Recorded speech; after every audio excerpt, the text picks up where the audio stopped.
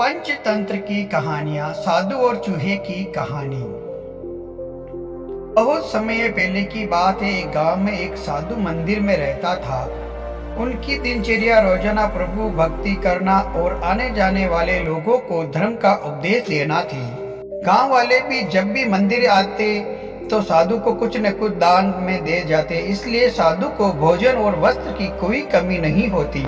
रोज भोजन करने के बाद साधु बचा हुआ खाना छीके में रखकर छत से टांग देता। समय ऐसे ही आराम से निकल रहा था, लेकिन अब साधु के साथ एक अजीब सी घटना होने लगी थी। वे जो खाना छीके में रखता था गायब हो जाता था। साधु ने परेशान होकर इस बारे में पता लगाने का निर्णय किया। उसने रात को दरवाजे के पीछे से छिप कर देखा कि एक छोटा सा चूहा उसका भोजन निकाल कर ले जाता है। दूसरे दिन उन्होंने छीके को ऊपर कर दिया ताकि चूहा उस तक न पहुंच सके, लेकिन ये उपाय भी काम नहीं आया।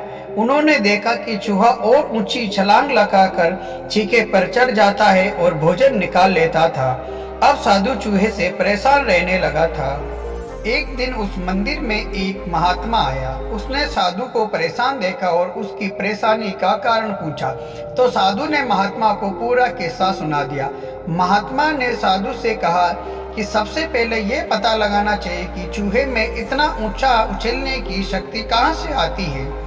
उसी रात महात्मा और साधु दोनों ने मिलकर पता लगाना चाहा कि आखिर चूहा भोजन कहाँ ले जाता है। दोनों ने चुपके से चूहे का पीछा किया और देखा कि मंदिर के पीछे चूहे ने अपना बिल बनाया हुआ है।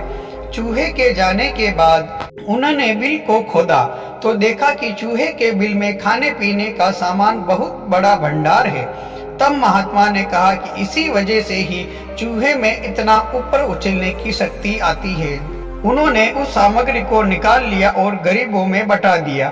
जब चूहा वापस आया तो उसने वहां पर सब कुछ खाली पाया तो उसका पूरा आत्मविश्वास समाप्त हो गया। उसने सोचा कि वह फिर से खाने पीने का सामान इकट्ठा कर लेगा।